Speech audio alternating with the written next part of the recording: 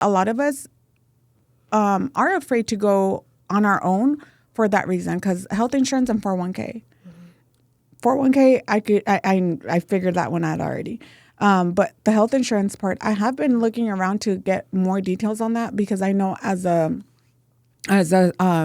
solo salon owner or solo business owner, there's still ways to be able to get insurance that is not costing you an arm and a leg, that is still going to cover you. And I understand that for you, you need like a higher coverage. Yeah. So that's why it is more expensive. But I know, and because I'm telling you, I've been looking, and as soon as I pin something down, I promise I'm going to put it out. Yeah. But because of that, because we are afraid to take the time off. Now there's the accidental insurance. Now there's also, and there was before, but like AFLAC type of thing. I don't know if you remember the duck. Yes. But there's something similar to that now for those who work for themselves, where you could, so there's, again, there are little things that are rolling out little by little, because I think people have seen now that there is a need for it for those of us who work for ourselves. Yeah.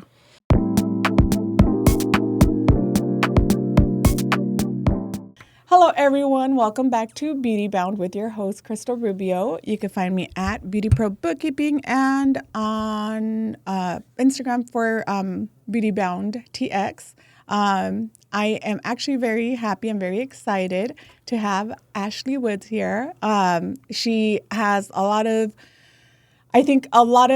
cool things, life story, but just, business, how she's been able to run her business with certain things going on in her life. And I kind of want to just pass the mic to her so she could introduce herself and tell you guys a little bit more about herself. So, yes, my name is Ashley Woods, and I am the owner of Bitter Ends Hair Artistry. I'm a hairstylist, full service out in Helotes. Yes. And I've been behind the chair for about 15 years. And you can find me on Instagram, Bitter Ends Hair Artistry, Facebook.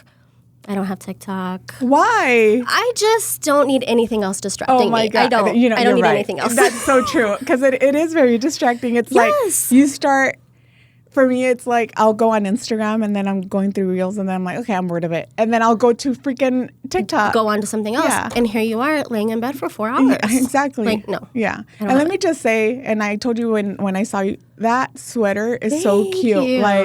Thank you. Yeah. I got it at Altered State. Yeah. I don't even know if they're in business anymore, but. No, I think like a while back, right? Mm-hmm. Like, yeah. It's super cute. Yeah. Oh, man. Thanks. All right. So, sorry. See, I get sidetracked very easily. You're fine. You're like squirrel. Yeah, squirrel. But, so you're in Helotes. I'm in Helotes. Yeah. I'm at J. Gibson Salon. We're a full-service salon, just to kind of tell you about them a little bit. There's 9 of us total. So 5 hairstylists. We have a nail tech, full-body waxing, an esthetician that does Botox and filler, as well as a full-body massage. So we are there doing it all. Like, you can get a full spa day there if you wanted to. Dang. So, and we all love it. We work so well together. And you've been there for how long? 2.5 years now. Almost 3 years. 3 years in the summer. So, okay. I'm very blessed to be there. It took me a while. I've been independent since 2020. Okay. It took me a while to find where I fit and find my niche and things like that. So I'm super blessed. Because you were inside Sola in 2020, right? Yes. Yeah. December 1st of 2020, I was at Sola. Yeah. As a hairstylist who had been in corporate, and when I say corporate, I mean chains. Yes. For over 10 years. That was what I thought I had to do. Yeah. And because I guess that was the vibe for independent hairstylists is like, oh, you rent a room in Salons by GC or whatever. Yeah. I didn't really know that booth rental open concept salons even existed. No way. At the time. No, I didn't know that.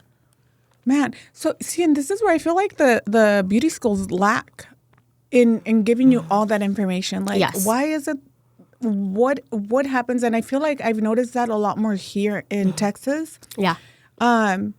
Where is that communication when it comes to the instructors letting you know, hey, this is how shit really is outside of beauty school, outside of, in the real world. Like, I mean, I'll tell you, the beauty school I went to was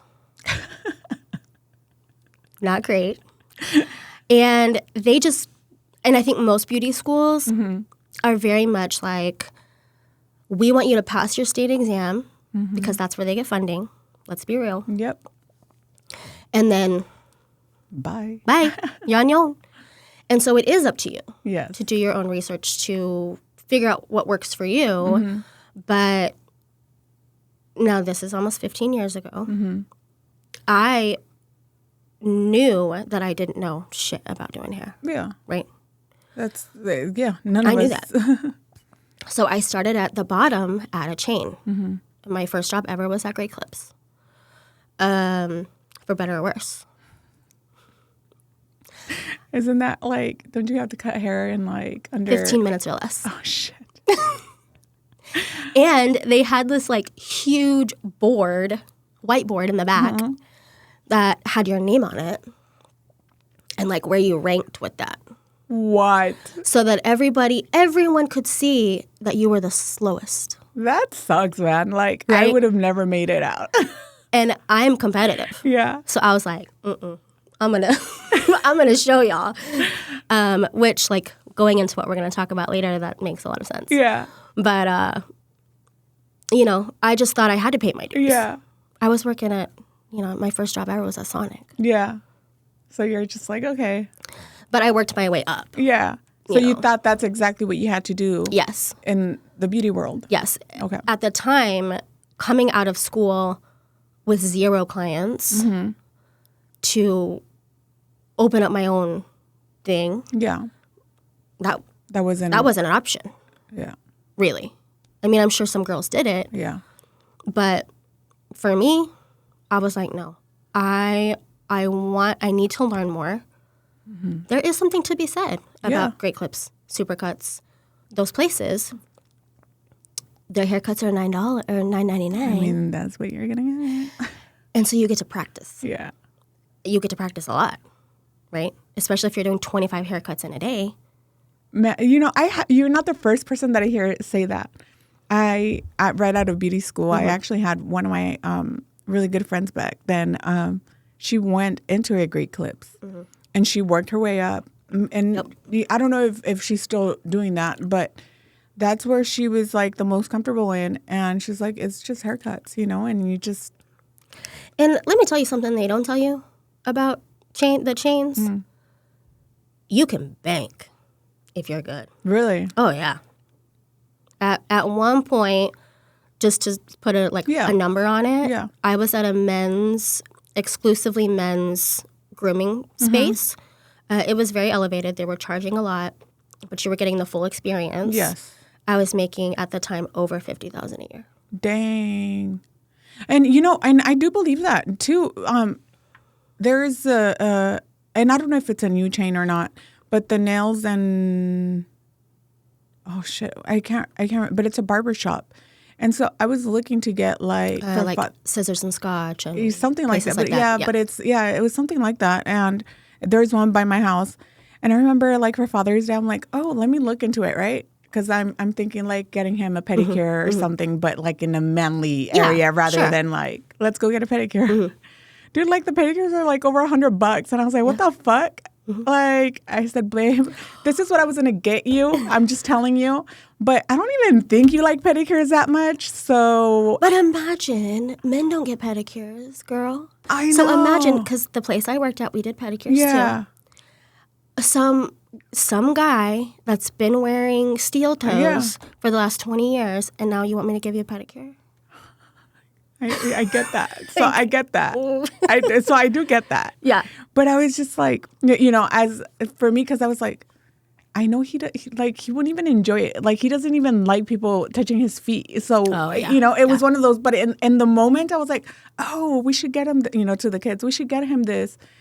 And as I was getting and I looked at the prices, I was like, wait, is this like, this is not going to be enjoyable for him. Yeah. But the prices obviously, and even like for manicures and like I think they had like the shaves and Or the hot lather shaves. Yeah. And it was, I mean, it's a whole experience. Yeah. And I was like, man. when I was working there, it is a lot of like higher up, like CEOs. We had the weatherman on one of the channels. Like he would come in and get services done. So as you can imagine, with elevated services come an elevated tip, right?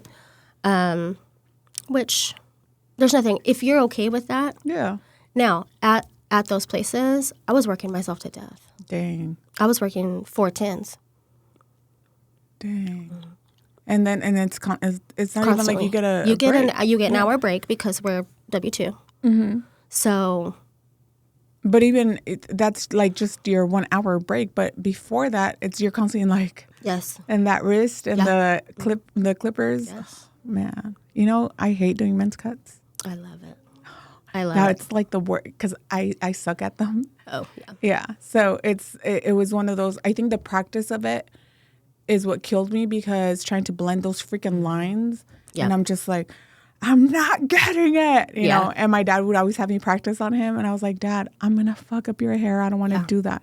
Oh, he's like, well, who cares? If you mess it up, you just go all over it with the 2. And I was like, okay. And he always ended up with the 2. Well, yeah. But I think too, your male clientele, my male clientele, they followed me from that place to 3 different locations. Dang. Those are your bread and butter clients, though. Like some women get their hair cut or colored or whatever every 3 or 4 months, every 6 months. They need a haircut every month. Yeah. I have clients that come every 2 weeks. Yes. And that's your bread and butter. Yeah. And they're so loyal. Men are fiercely loyal. They're more loyal to their hairstyles than to their wives or girlfriends sometimes, sadly. Listen. Sorry. What I hear behind the chair ain't got nothing to do with that.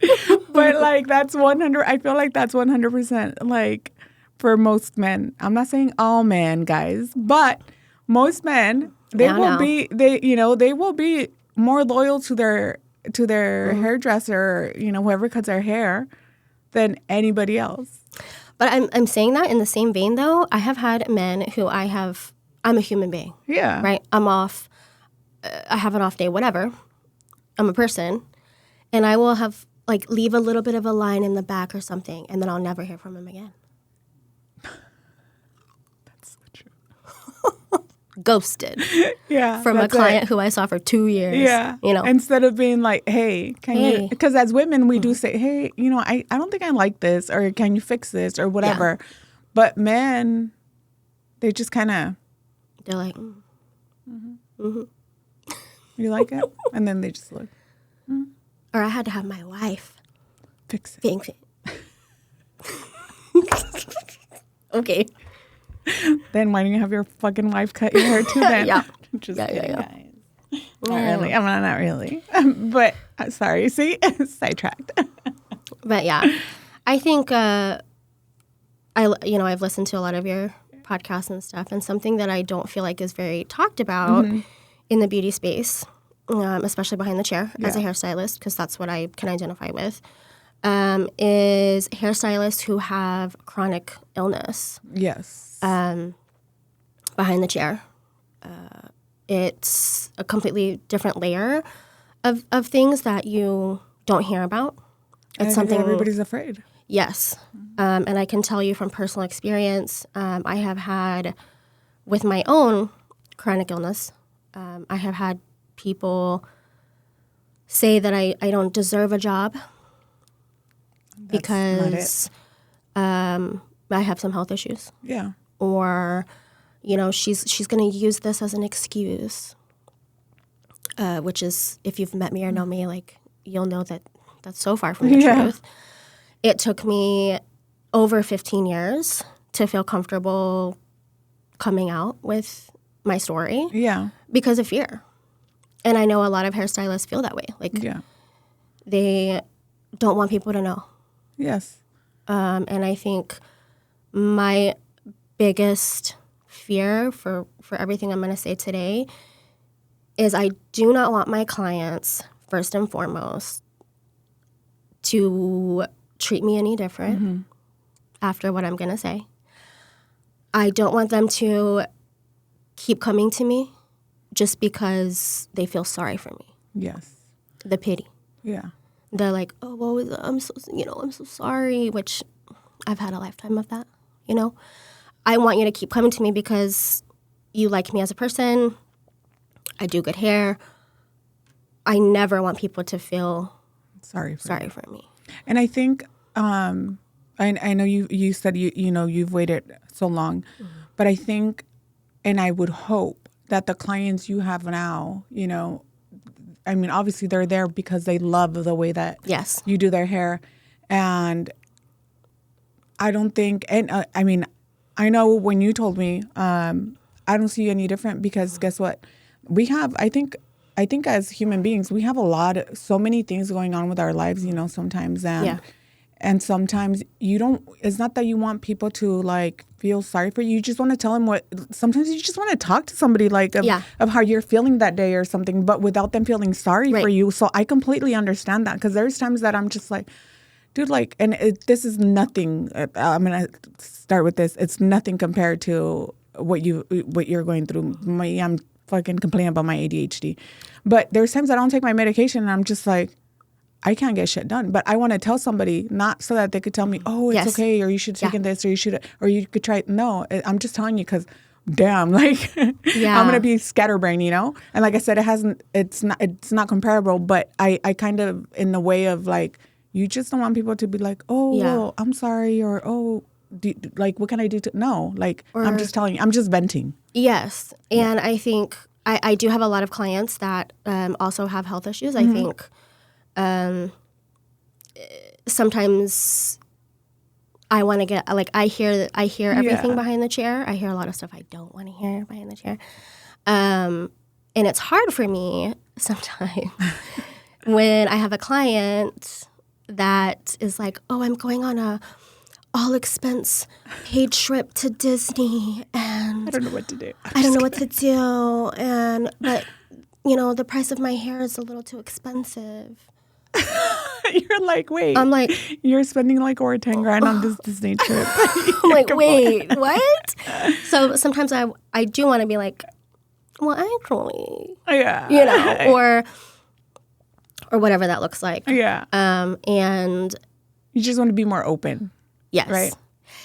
And I feel like this, doing this and saying this and talking about this, it's going to be really cathartic for me. It's going to be healing for me because it is, weirdly enough, it feels like a secret. Yeah. Like it feels like a secret I've been keeping because of the things that I said. And it's weird. Yeah. To be like, you're like, there it my is. secret's out. The cat's out of the bag. But so I know a lot of people have not ever heard it by its like proper name. Yes. But I have cystic fibrosis, which the short is CF, which I'm sure a lot of people have heard of that. In the U.S., as of 2025, only 40,000 people have been diagnosed. Oh, wow. Which is less than I told you the other day. Yeah. So it is in the category of rare. That's insane. I was born in 1989. Diagnostics were not great at that time. I lived in a small town. I actually didn't get diagnosed till I was 7 years old.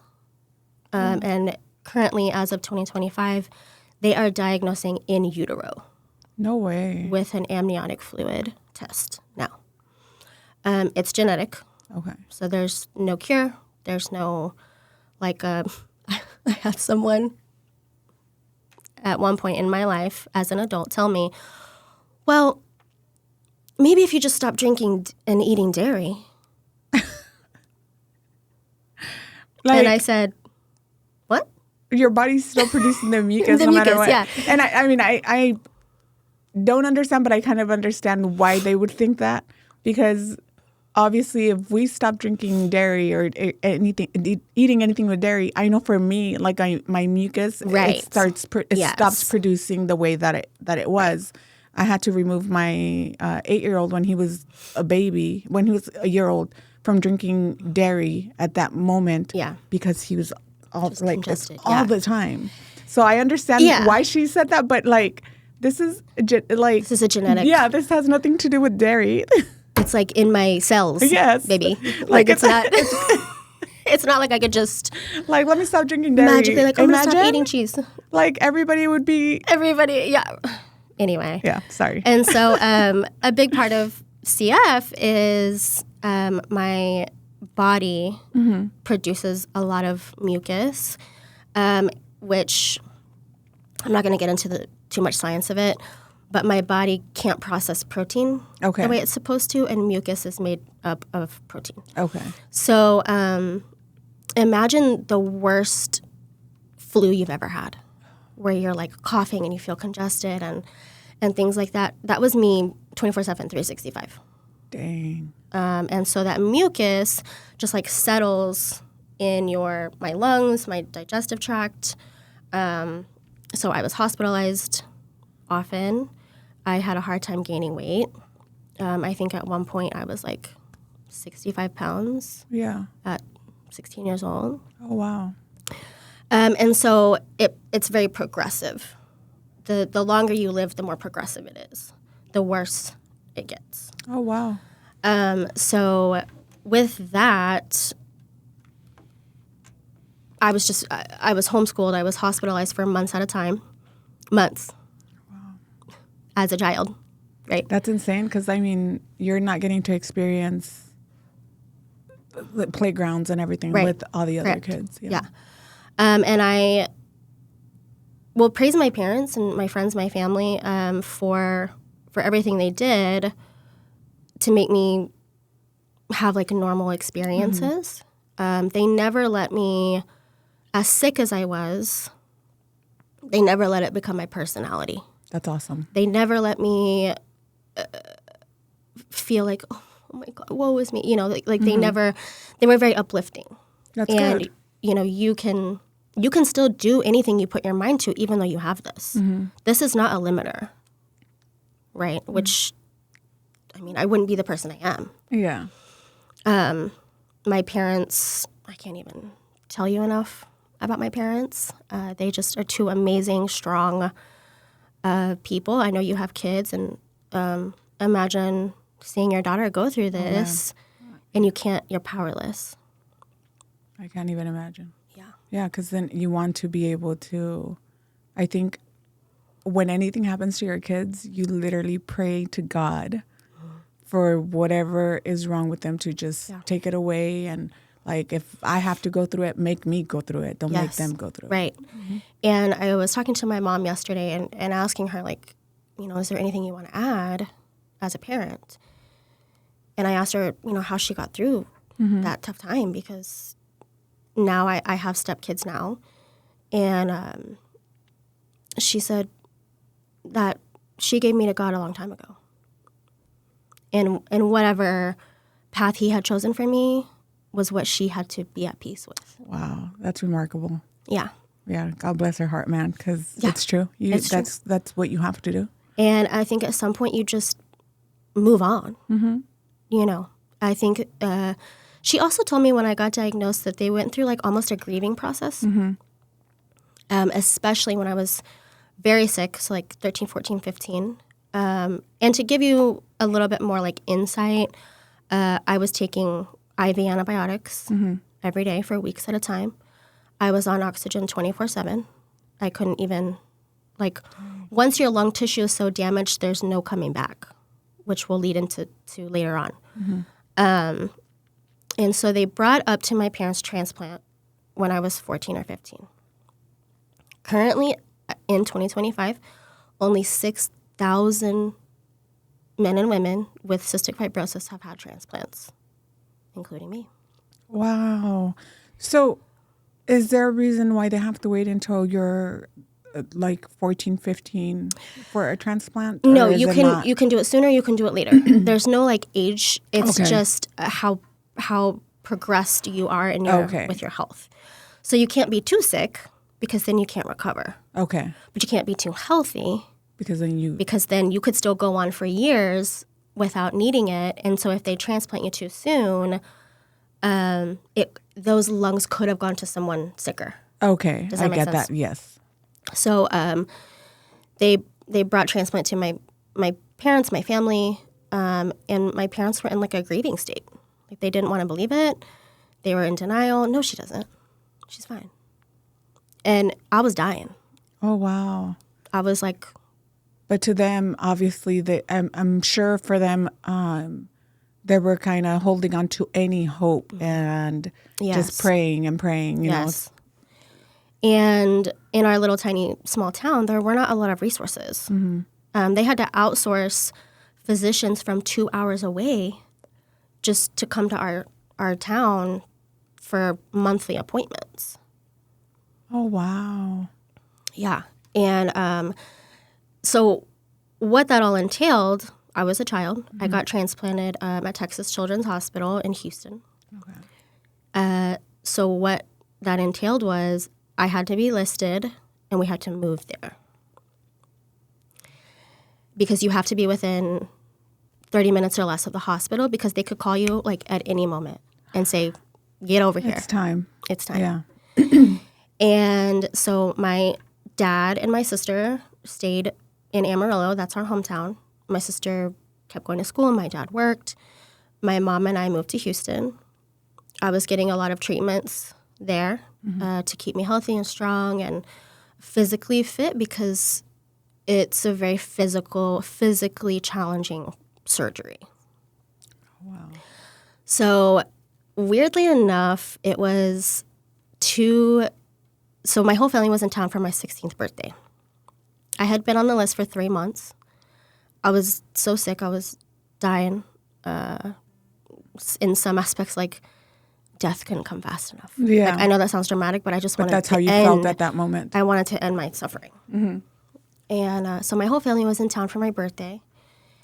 And I'll never forget, this was before cell phones. So you had a pager. I remember those. And so the pager would start going off if they had a call. And so we're all there, like sprawled out in this like tiny apartment that's funded by the church. We had a lot of support, a lot of people giving, a lot of we couldn't have done it without that. And my mom comes in and she was like, wake up, like everybody wake up. And we were like, and it's my dad, my sister, my grandma, my 2 aunts. And they were like, we gotta go. And everybody was like, what? What? And so we get there, and it goes so fast. Like, once they get you there, and it's a match, and it's a go-ahead, quick. They start putting my IVs in and sedating me. Like, they needed to get me back there. And I'll never forget, if anyone's ever been under anesthesia, they give you, like, a cocktail before. And it kind of starts working, like, as they're wheeling you into the emergency room. And I was carrying on about, like, elephant something. Like, I don't even know what I was carrying on about. I don't understand why that happens. I don't know. It's the weirdest. And, you know, my parents are, like, kissing me. My sister at the time was a minor. Yeah. She was 10. Oh, wow. And so she couldn't go back there because they won't let minors go back in the room. So I had to leave her, and she was crying, and my parents are crying, my family's just, because you don't know. Yeah. You could die on the table. You don't know. So anyway. You don't know if the heart's going to be able to handle everything, Yeah. and especially such a, young age and a lung transplant. Yes. And so I get back there, I'm sedated. The surgery takes 12 hours because one of my lungs was so inflamed and like big from years of infection that it was actually like adhered, almost glued, like with mucus to my chest wall. And so they had to like go in and like, oh my gosh, scoop it out basically. Yeah. And then you're on bypass while they're putting the new organs in. And what they liken it to is, when a butterfly is in a cocoon and like unfurls its wings for the first time. Yes. That's what lungs look like when they're reinflated. Wow. Yeah. And so the surgery was a success. My parents are like, oh, thank God, just praying. Yes. I'm sure they're drinking like 50 cups of coffee, like just trying to. And I woke up, and I'm very independent. One of the first things out of my mouth was, let me do it. Let me do it. Like they're literally taking my breathing tube out, and I'm like, let me do it. Like Get calm out of down. it. Yeah. And so at the time, this is 2005. Mm-hmm. And at the time, I had gotten out of the hospital in 6 days. Wow. Mm-hmm. Which at the time, girl, I was the first. Mm-hmm. I was the first female to get out of the hospital that quickly. That's insane. I was like, You're like, let me show you. ready. I'm ready to live. I'm ready to live. And I healed. The healing process was quick and slow. I was young. Yeah. So that helps. I went back to high school.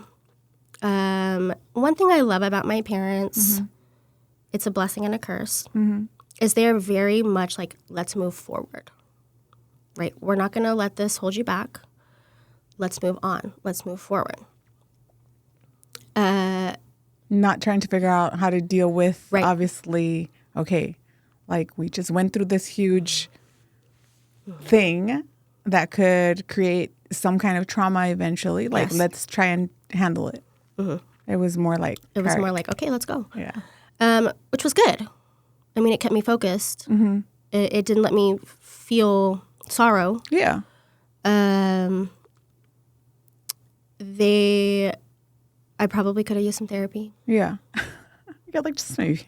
Just a little bit. Just a little bit. But as well at the time, data was not what it is now.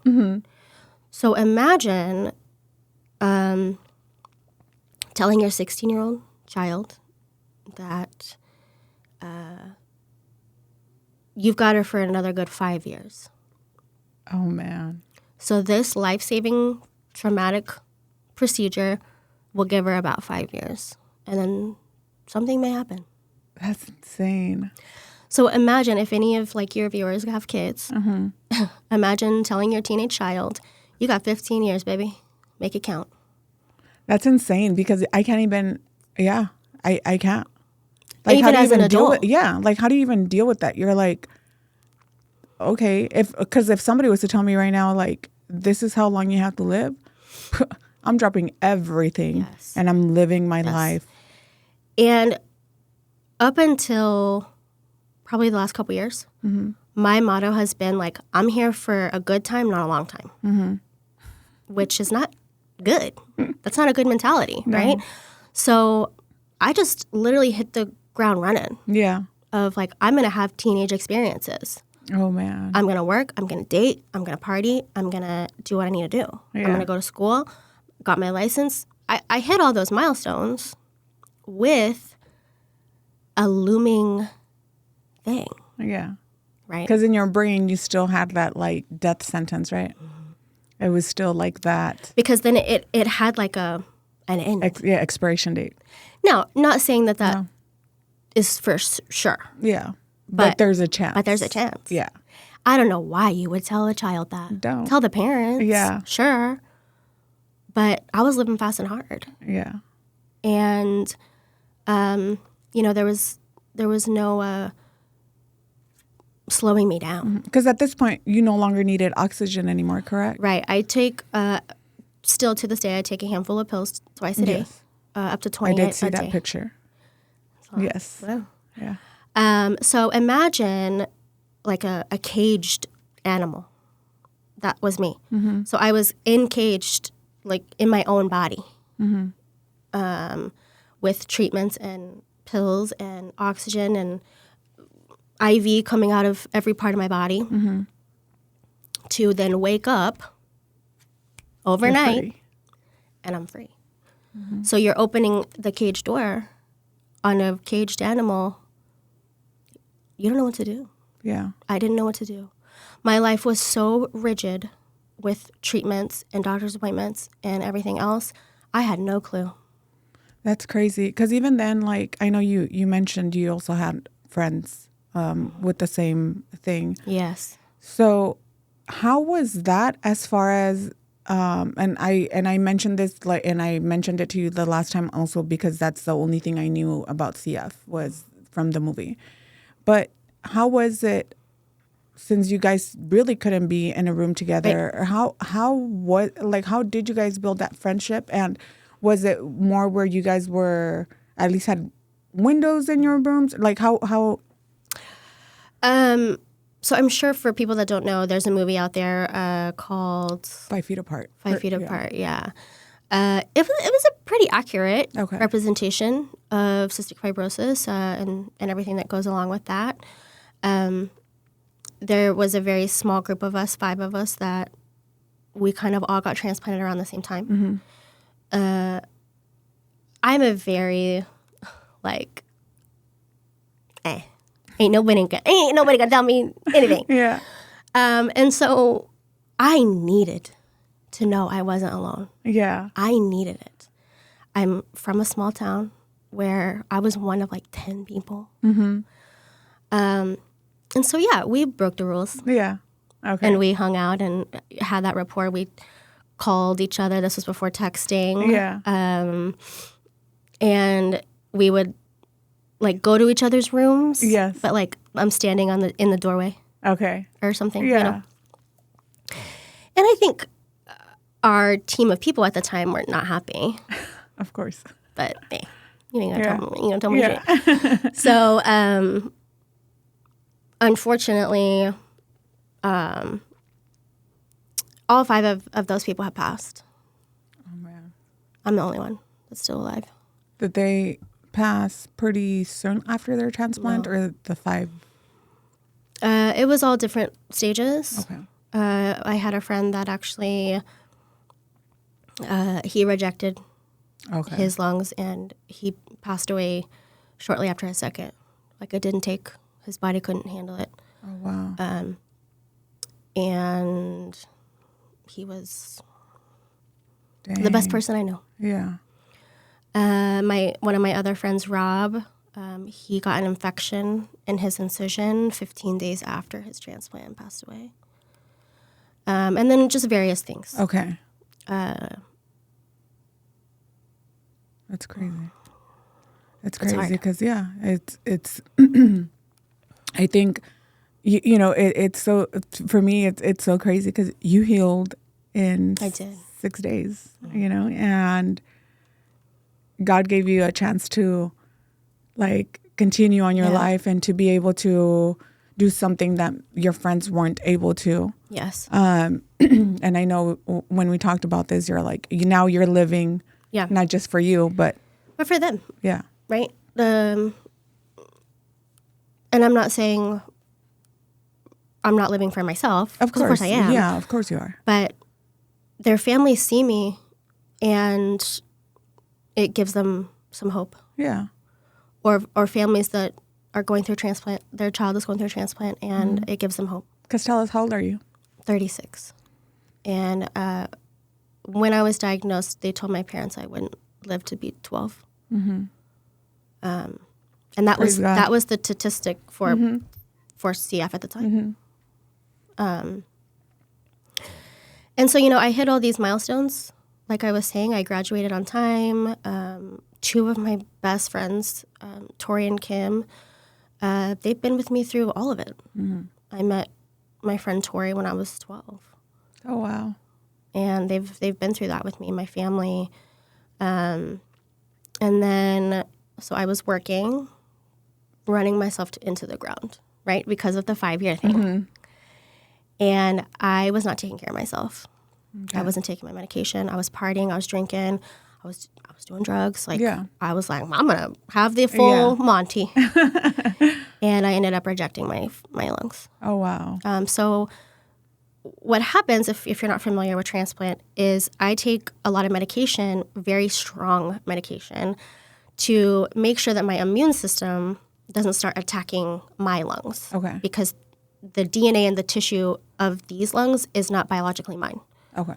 So just like a cold or something where the white blood cells like start attacking that, they'll do that to these organs too. Okay. And once the damage is done, you can't undo. Okay. And unfortunately, I was in denial about it. I didn't want to admit to myself or anyone else that I was not doing what I should. Okay. I was 20 years old. And that's when I finally was like, I need to see somebody about this. I couldn't breathe. I couldn't eat because my lungs were so damaged. Mm-hmm. And I was on some experimental drugs at the time by my doctors to try and slow down the process. Okay. But it, like I said, once the damage is done. There was no way. When I started the treatments, I was at 25% of my overall lung function. Oh, wow. And it'll slow it down. It won't stop. And so that's when they brought up transplant again. Man. And, I would suffocate to death again. Oh, my gosh. And so that was a hard thing to have to realize. Mm-hmm. This is where I could have used therapy. Yeah. I had to be at peace with the fact that I did this to myself. Mm-hmm. I did this to myself. But at the same time, I feel like you said, the therapy would have helped to kind of reintroduce you back into life. Yes. Into living. Yes. And into understanding that just because they gave you a date, or not a date, but because they gave you a timeline, it didn't mean that. It didn't mean that. Yeah. And my parents were good about being like, that doesn't mean, you're gonna outlive your dad. You're gonna outlive dada. Yeah. But in my teenage brain, of course. I mean, we're kids. I was like, so imagine I had to do all that again. This time, my mom stayed home with my sister, mm-hmm. and my dad and I moved down to Houston again. Now, this time around, I had to wait 10 months. Mm-hmm. I was older, so that doesn't prioritize me. Obviously, they want to give lungs to children. Mm-hmm. Like I said, I was 20. Yeah. So I wasn't a priority, which hey. Yeah. They told me at one point that if I had waited a month, I wouldn't have survived. Oh, wow. Because like I said before, you can't be too sick. Mm-hmm. So I think right before my second transplant, I weighed 83 pounds. Wow. Maybe less. I was just like skin stretched over bones. Yeah. Because I was using so much energy to just breathe mm-hmm. and walk. There was no time for anything else. I was sleeping 20 hours a day. There was no time or energy for eating. Yeah. There was like nothing. Dang. And then my dad was also in the grips of some alcohol dependency at mm-hmm. the time. He's sober now. He's great. He was always a very loving, caring father. I think he also had to find a way to cope with everything going on at that moment. I think possibly, and I don't know your dad or anything, but I think you go through a stage as a parent that you're just like, we're going through this again? How do, and you can't cope. Right. And and people don't know how to cope. Mm-hmm. And so we got the call October 18th. Mm-hmm. And they were like, get your ass down here. So we did. My boyfriend at the time, I was dating. Right? Yeah. I was dating. I was doing it all. My boyfriend at the time was actually in town. Oh, wow. Visiting. Yeah. And they called, and he was able to be there for my dad and be there for me. And obviously, we've since broken up. I was 21 years mm-hmm. old. But he was a very integral part at the time mm-hmm. for me to get up. Yeah. And, he was very supportive. And the second time around was not good. Took you longer to heal? Oh, yeah. My left lung collapsed 2 weeks after surgery. My pancreas was like, deuces. Oh, so I damn. had diabetes for a time. I was taking insulin. It was a lot harder. Oh, shit. It took me a year to recover Yeah. fully. But I got home and I was like, you know what is something that brings me a lot of joy that I can go to school and kind of start working. I want to work. Girl, I had every opportunity to not work Yeah. and be on disability and just lay around. But that's not me. And I'll never forget when I was in the hospital after my second transplant, a nurse took me down to the basement of the hospital, and there was these like 1 or 2 little shampoo bowls in there and washed my hair. That's awesome. She didn't have to do that.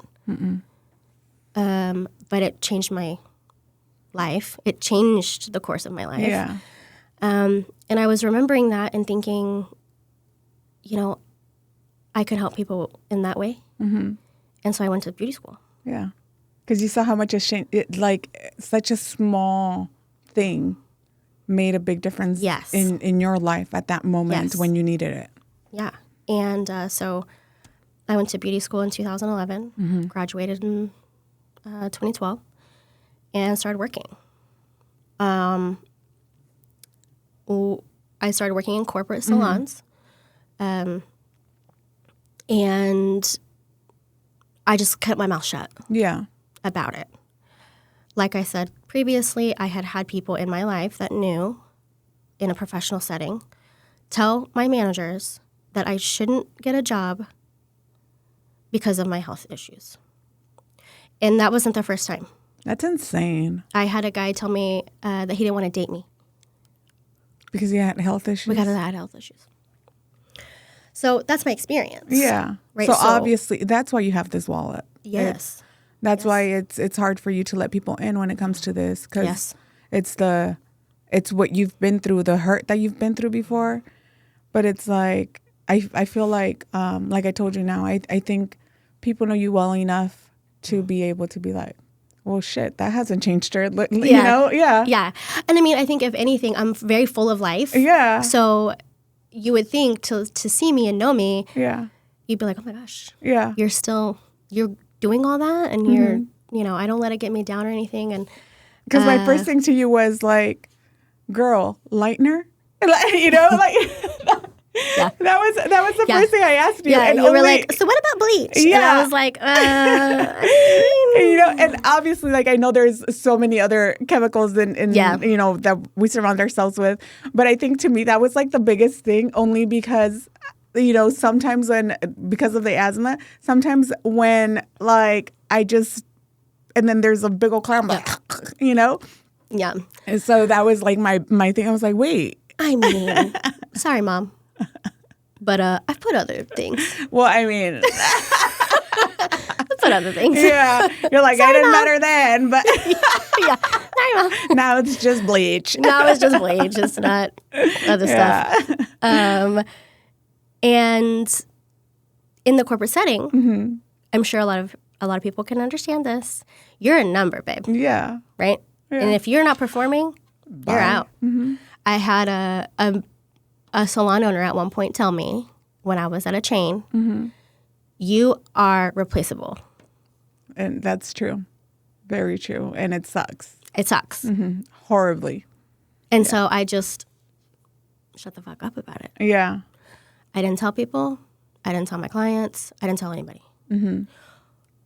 There would be times I would be in the emergency room and I would get my ass up and go to work. Because that's what we do. Because that's what we do. That's what I did. The grind. Yep. And I thought I'm the type of person that I throw myself in 100%. Yeah. And I thought that working and throwing myself into work and being the best hairstylist I could be was going to give me purpose. But it's not. Right. But it doesn't. Yeah. It doesn't. It took me a while to realize that. And throughout all my, with corporate and I was managing places, it was just very, people don't know what they don't know. And they can't understand what they can't understand. The weight of all of this is mine to carry and my family.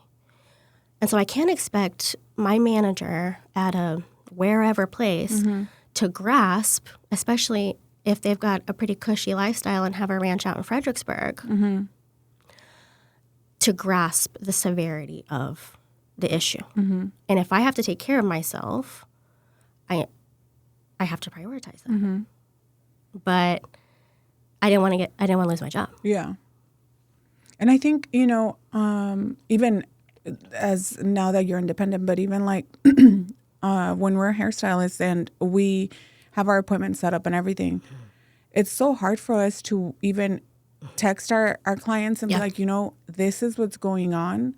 I'm so sorry. Because a lot of them don't even, maybe they do care. Okay. But a lot of them, I feel like they don't see that we also get sick like they do, that we also have issues like they do. And if in order for us to be able to take care of them, we have to take care of us first. Yeah. But some of them are not understanding, and they will cancel an appointment for some bullshit reason. Yeah. But if we cancel an appointment, oh my gosh. Like, what am I going to do? Yeah. I remember and this is when I was in California, I remember I was in the ER until like 5 a.m, and I had been throwing up, and I had stones in my gallbladder. And I remember that morning I was supposed to be doing hair and makeup for a wedding. Yeah. And I texted her that I was in the ER. I texted her and I told her what was going on and that I didn't feel good. She said, okay, so I'll see you as soon as you get here then. I remember straight from the ER, I went to do, the hair and the makeup for the wedding. Yeah. And she had canceled a few times for other things for her appointments, Yeah. And I remember thinking and I was doing the hair, I looked pale. Like, I'm sure. because tired. Yeah. Tired, Worn I out. pale, and just it was horrible. I remember I barely got through that. But the fact that she had no concern, I went into surgery a week later. For my gallbladder, but the fact that she couldn't sit there to think damn, let me, we'll figure it out. Or because I even offered her to send somebody else that I knew, and no, that she wasn't having it. Well, I think especially if that's not your MO. Yeah. Right? That's not like you. My clients know, my clients that know. Yeah. Which is 10% of them now, all of them. Yeah. They know that that's not me. Exactly. So if I'm having a call and reschedule or something, they know that's not who I am. Exactly. But you better be damn sure they're going to call me the day of an appointment, my clients that don't know. Yeah. To be like, I'm so sorry, I had a doctor's appointment. But they knew about their doctor's appointment. But then you're going to, when I need something, you're going to be like, well, what am I going to do? Yeah. I don't know what you're going to do. Yeah. I don't know. But just know that I have to be here, and I, again, I'm sure now they're going to be like, oh shit. But, and this isn't even to, and I, whoever is watching, this isn't even to put down clients. No. It's not. No, it's not. It's more to that sometimes as clients, and I'll say this, as a client as well, sometimes we don't see what others are going through. Yes. And we blind ourselves with our own needs. Yes. And we don't put somebody else before us. Where it's me. Mm-hmm. But sometimes we have to learn to step back a little. Yes. And think, it's okay. It's not a big deal. Yeah. I get it. Shit happens. And just some grace. Yeah. Right? I think we don't give each other grace anymore because you know that Ariana Grande song, I see it, I like it, I want it, I got it, right? Yeah. That's how we are as a society. I want it, I'm going to get it. And I need it now. And I need it right now. And I need it for an affordable price. Exactly. Right? So we don't give each other enough grace anymore. Even me sometimes. Yeah. When my clients cancel at the last minute, I also need to take a step back and be like, oh my gosh, what do they have going on at home? What are they going through? Yes. And we don't do that. And I think a lot of it has to do, again, because then we get into this mentality of Well, fuck, they didn't. When I told them I needed the time off, they were rude to me or whatever. And then we tend to chew on it. Yes, rather than whatever. But it's hard to get. It's hard to be the better person. Sure. That's it. I think it's hard to be the better person. It's hard to give grace to people who haven't given you grace sometimes. Mm-hmm. And I think, again, they don't know what they don't know. Mm-hmm. But at the same time, it's like, you don't have to know my whole life story to be nice. To be a good person. Yeah. And I think, so I left corporate in 2020, started my own business, Better Ends Hair Artistry. There was a lot of curves and ups and downs along the way. But one thing I will say for the beauty industry is at that moment, I didn't have health insurance. I didn't have any benefits. Yeah. I had good insurance. Like, they'd be rolling out the red carpet for me, and so then I had to figure out, what am I going to do? Yeah. I have friends still to this day that don't have health insurance and need things done, and they don't do it. They can't prioritize their health at this point because they can't afford it. Mm-hmm. And I think that creates a lot of guilt behind the chair. Yeah. I'm taking care of myself, but at what literal cost? Yeah. Right? So now I'm having to reschedule clients. I'm always going to choose, not now, but I'm always going to choose money over myself. Because I don't know, if I need a procedure, who's going to pay for that? Exactly. If my medication's expensive, who's going to pay for that? Mm-hmm. I don't have PTO. Yeah. If I need to call in, who am I calling into? Myself. Yeah. And so then it creates a different kind of grind. Yes. And people that are like, oh, your prices, not me personally, but your prices are a lot. Mm-hmm. Well, I have to pay to be here. Mm-hmm. I have to pay for product, which is something that is not talked about much. Yes. And for me personally, I've got medicine I got to pay for. Yeah. I've got treatments I have to fund. Yeah. And so my husband, we had been dating for 8 years. Mm-hmm. And now he calls me insurance digger, right? Because I was like, we need to get married because I need insurance. And so he's like, you just wanted me for my insurance, like not even my money. And, we got married. Yeah. Because one of my medications is $20,000. That is insane. Yeah. Yeah. It's so crazy. Yeah. I'll never get out of medical debt until I'm dead. In death. Like, oh, well, then I guess you're going to keep on piling up. Yeah. Mm-hmm. I'm like, put it on my tab. Yeah. Literally. Just put it on my tab. Oh, my gosh. And I think this is something that I told you when we talked last.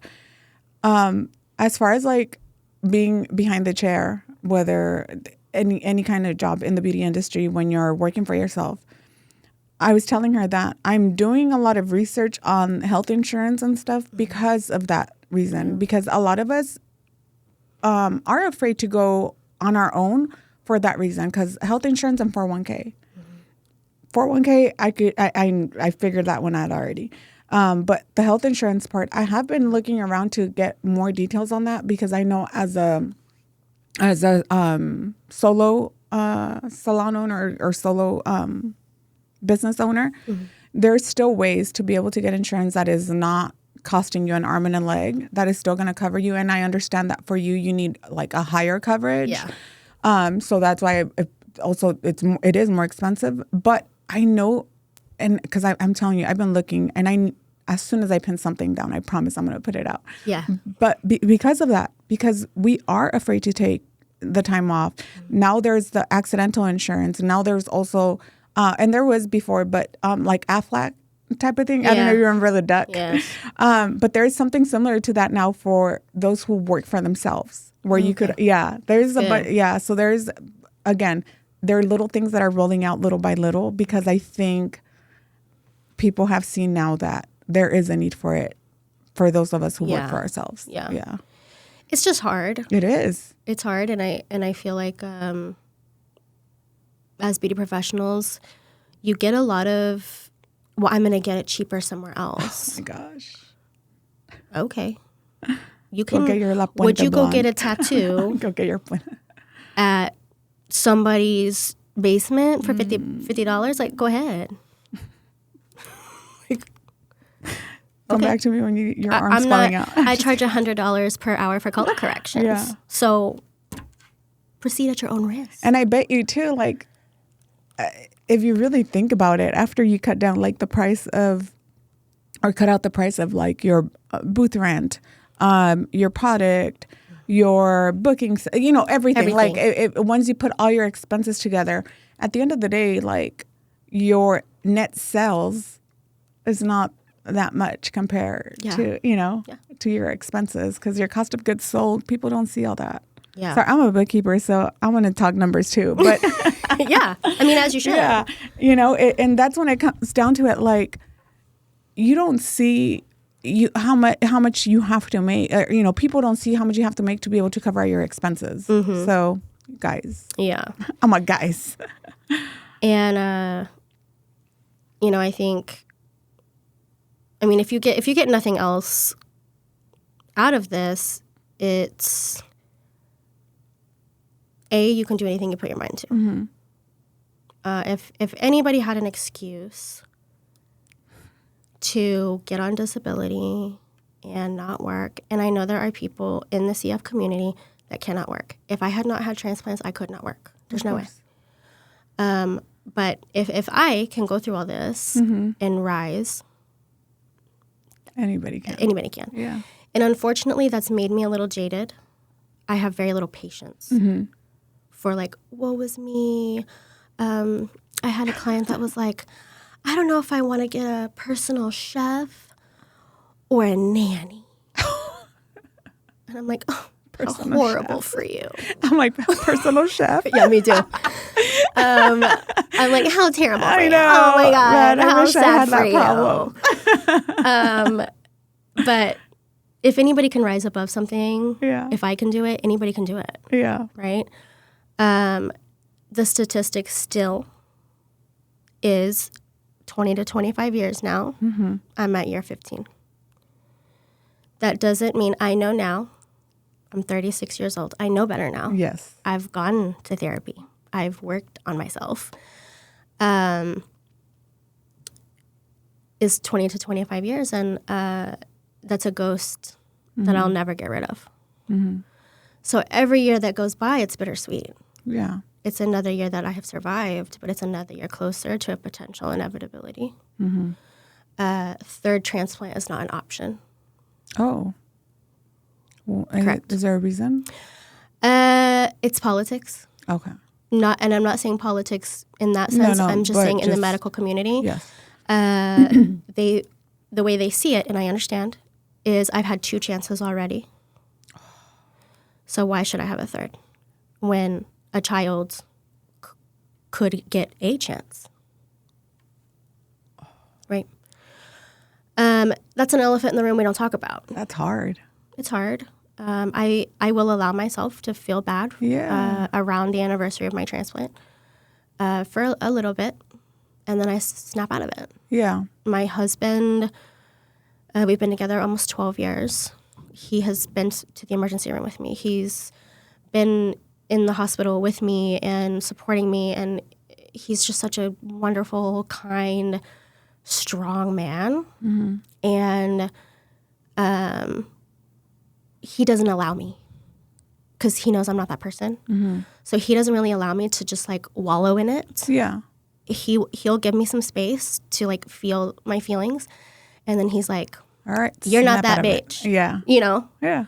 And my family too is very much like, you're not that person. Mm-hmm. If you're having a hard time, feel it, but then move forward. Move forward. And God's got you this far. Yes. And like my mom said, she gave me to God a long time ago. Mm-hmm. And look at what has transpired, as well now that I'm aging. So I still am affected genetically with this condition. My body is still deteriorating at a rapid rate. Yeah. Not my lungs anymore, but the rest. Which is a blessing. I have outlived all data, basically. They're kind of like, keep doing what you're doing. Because right? You're like, because we don't know what to tell you, which is great. They're like, we don't know what's next. Great. I love that for you. And I just keep moving forward. Mm-hmm. I can't keep sitting with the ghosts of my past. Yeah. I can't, it puts me in a bad place. Yeah. Because we shouldn't dwell, what happened in the past, we can't dwell on it. It already happened. There's nothing we could do to change it. There's only what we could do now. Yes. To move on. Right. And do better. And I think, too, with aging and getting older, I have had to take a step back and prioritize some different things in my life. Yeah. So I do have 2 beautiful stepchildren. My stepdaughter's 15 and my stepson is 13. They have 2 different moms. My stepdaughter's mom, she's great. We get along with her. Co-parenting, great. My stepson's mother, on the other hand, she's had some struggles. Yeah. And we, fortunately for my stepson, we were able to gain custody of him last year. That's awesome. He lives with us.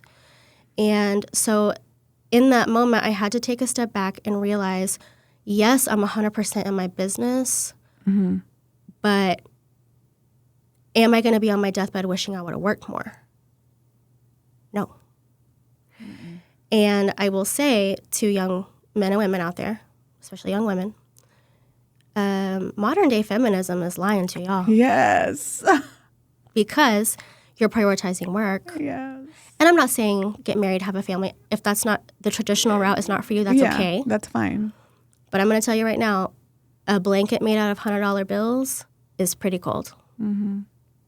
And so I had to take a step back in my business and become the wife I needed to be, become the mother to a teenage boy that came to us very broken, very insecure, a lot of mental, emotional, and physical abuse. And I needed to be the mother and wife that they need. Yeah. And that's hard because I put a lot of self-worth in work. Yeah. And I have had more joy and more fulfillment in my traditional lifestyle than I ever got from working. Yeah. And I think like you said, the modern day feminism, are you doing it because you want to do it? Or are you doing it because that's what you see all over the place? Yes. Because, yes, be independent. Yes, I could say I'm very independent. Me too. But I also need my husband. Yes. I still want to, let me be independent, but hey, I still need you. Yeah. Because when you're married or, in a long-term partnership, you're one. Yes. You are one. Yeah. And I get more support from my husband than anybody in my entire life. Because that's your ride or die, man. Absolutely. Yeah, and I love him. I'm obsessed with him. Yeah. Do I want to choke him sometimes? Yes. Of course. But that's I don't know. Man, my husband's, he's the love of my life. We just had our 23-year anniversary. So it's, crazy. I don't know. He's my biggest support system. Yeah. And I always tell, when you need somebody to be loving and supporting. And yes, you could still be independent, but guess what? You still need to be, I could be independent, but hey, I still need you. I still need to be dependent on you. Yes. Yeah. But, I don't know. Well, and it's also having that back and forth. Yeah. That support. Yeah. In my business. My husband is my biggest cheerleader. When I started my own business, he was like, you can do it. Yep. I believe in you. Yeah. Despite all these things. Yeah. When I had other people in my life telling me, I don't know if that's a good idea. My husband was like, girl. Do it. Do it. Yep. He gives me room to be myself, be independent, all those things. Yeah. But just like you said, at the end of the day, I need him. Yeah. And not necessarily in the sense that you think. No. I need him and I want him in my life. Exactly. Because that relationship to me is so sacred and fulfilling. Yeah. And one of the things is I think, I'm saying right now, I need him. But It's more saying like, I don't need him to survive, but I want him to be like, I want him to be part of me. I want us to be a partnership. Yes. Can I live without him? Sure. Yes. Do I want to live without him? Hell no. No. Like, why would I? Like, he's everything I ever wanted in a man. But I think you have to take a step back from your own selfishness, right? Yeah. And that's hard. Mm-hmm. Especially if you've been prioritizing work. Yeah. For 35 years. Yeah. Or, however long you've been working. Mm-hmm. It's hard. Yeah. You get in your own routine. You get in your own situation. I am personally very type A because of everything I've had to go through in my life. Yeah. I'm very clean. Yeah. I'm very sanitary. I've just had to be that course. way. My husband, not so much, right?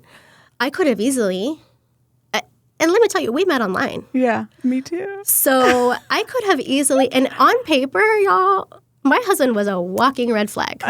No way. Okay, yes. He smoked, which is something I didn't want. Yeah. He had kids, Yeah. which I was kind of He had two baby mamas. Mm-hmm. He was going through a divorce at the time. Yeah. He was divorcing my stepson's mom at the time. And I could have easily been like, you mean he's not 6'5" and 6 figures? No, right? But I saw the potential. Yeah. And he worked hard. Yeah. He loved me and supported me no matter what I did. He was there for me when I couldn't be there for myself. Mm-hmm. He lifted me up when I couldn't lift myself up, you know. And those are qualities that you want. Not the money, not the house, not the car. That could disappear yeah. We started at nothing. Mm-hmm. Ye old bologna sandwich diet, right? And here we are, both very successful. We have a comfortable life. That's awesome. And I feel so sad for like young women and men who think that their worth is their job. It's not. Because it's not. It's not. It's so much more than that. Like there is a life with a partner. Yeah. Yeah. And my husband, and I mean, I guess I was a red flag too. But my husband, when he found out I was a hairstylist, there's what's the word? Stereotype. Yes. Mm-hmm. That we're all crazy. Mm-hmm. We're all sleeping with our clients, which I know some stylists who did. Yeah. And he was like, I don't know. And I was like, wait a minute. Yeah. You and your two baby mamas. Yeah, I'm sorry. You have more red flags. I have one. What's yours? Yeah. Let me pull all your red flags. Yeah. That's funny. But we both saw the potential in each other. Like we both saw how loving and caring we were to each other.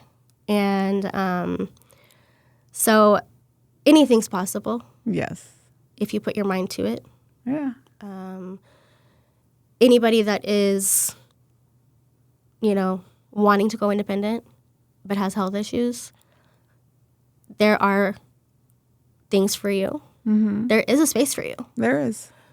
You may be able to reach people, and now it did take me 15 years to come out with all of this, but I'm hoping to reach people in a professional setting, hairstylists, but as well as clients. Mm-hmm. You're not alone. Yeah. You don't have to be scared.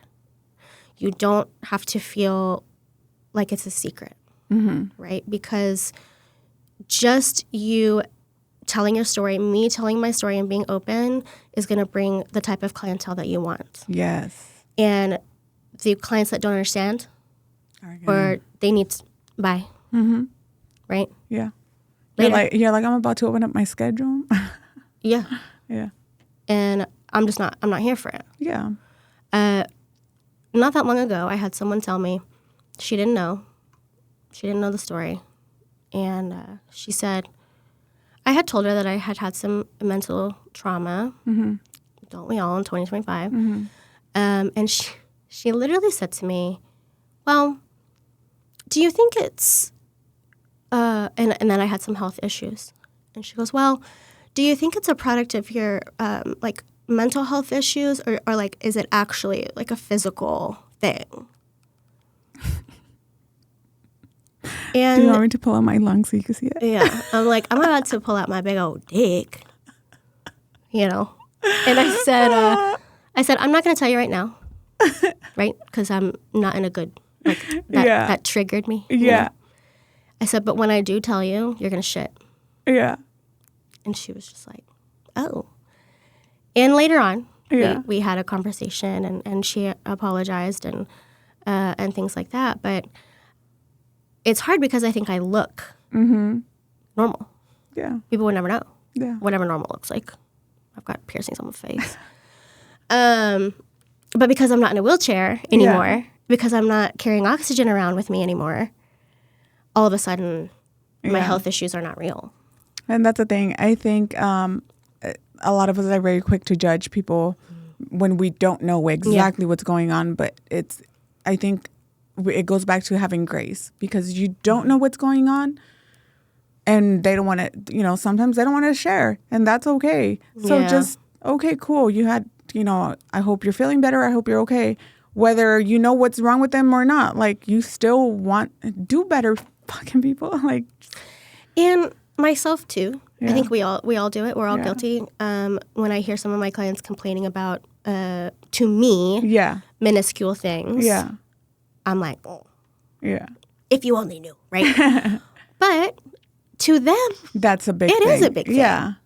To them, it is their world. Yes. And if you've never had yourself or a family member or child go through things, how would you know? Exactly.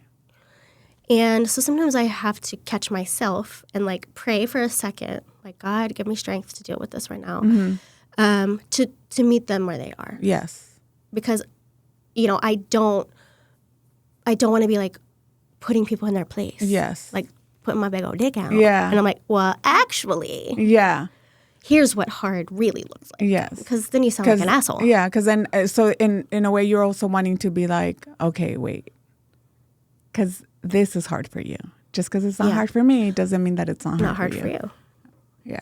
And I think everybody can practice that a little bit more. I have Christ, right? I'm walking with him, and I wasn't always. And I think there was a time in my life where I was like, oh, like, why? Yeah. Like, why did this have to happen? Why have all my friends passed away? Why did I have to go through this? And I turned my back on God for a while. And I found him again. My husband helped me find him again. Yeah. And praise God. Yes. And so now with that, I've learned, like, WWJD, what would Jesus do? What would Jesus do? To take a step back and be like, okay, what are they going through? This and that, and being more understanding, being more patient, being. And it's hard because you get tested every day when you choose to walk with God. Oh yeah, man, I swear, like, it's so, it's so many things that happen that you're just like, okay. But here's the thing: when you're walking with Christ, and you're not just like, I'm a Christian. No. Right? When you're walking with Christ, the devil is going to come. Oh, yeah. If you're doing what you're supposed to be doing, the devil's going to find a way in, or he's going to try. And so, health issues may arise again. This and that, a family member may pass away, or whatever the trials look like. And it's all testing your faith. And it's all testing your faith. And over the summer, I had some health issues arise again. We still don't really know what's going on. I had some scans yesterday. Here I am doing this. Yeah. But I'm not going to let those things deter me. I'm gonna let them fuel me. Yes. That I'm doing the right thing. Yeah, because God is always in control, and He, our destiny is already marked by Him, not by men. No. Not by men. And back to the like monetary aspect of it, when you start idolizing money or your job or a celebrity or whatever, you lose sight of your true potential. Yes. And I think now at 36, God has made me go through all these things to know what it's like to persevere, to help reach people. I used to do a lot of outreach with organ donation in my hometown, and be like a living embodiment of organ donation works. I wouldn't be here today. Yeah. And 2 people had to sacrifice their lives for me to live. Yeah. And so now I have a purpose outside of work, outside of those things. My purpose is to walk with Christ and do what he's telling me to do.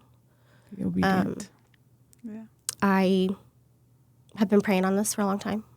As the 15 years of my second transplant was coming up, I had been praying and hearing, it's time. Yes. It's time to let the cat out the bag. Yes. It's time to tell your story. I have healed. I have come a long way. I've had a lot of support from like, tell your story. Yes. Yeah. Like, I hate when people say you're inspiring, because I'm like, I mean, I guess, but God was telling me like, it's time to get out there, girl. Yeah. And a God moment when I reached out to you, and we had kind of casually known each other online for a long time. And every time I would be praying, you would pop up. That's crazy. That's awesome. Isn't that crazy? Yeah. Like, your stuff would be popping up. And so then I messaged you, and I was like, not to sound weird. Yeah. But I don't know. I think this is a sign, but I just want to like run it by you. And here we are. That's awesome. Yeah. God always knows what he's doing. Yeah. Always. So thank you so much for choosing Beauty Bound to come and say your story. Of course. I'm so glad. I hope that, I know your story will help others in the beauty industry and not in the beauty industry to understand more and to also be able to share their stories, you know, of what they're going through. Yeah. So thank you so much. Of course. Yes. Thank you for giving me a space to finally, and I'm excited to see where I want to do more opportunities. Yes. So I'm excited to see potentially what other opportunities this opens up for me to speak publicly on this. We don't know. So yeah. So thank you so much. And can you tell us again where they can find you? You can find me everywhere except for TikTok. I'm not on that. But Instagram, Facebook. I have a booking website through Booksy if you want to make an appointment. Bitter Ends Hair Artistry, everywhere. Yes. So thank you so much. And thank you guys for watching. As you all know, you could follow me at Beauty Pro Bookkeeping and Beauty Bound TX. And you can find me on all platforms. Thank you so much for watching, and we'll see you next week. Bye. Bye.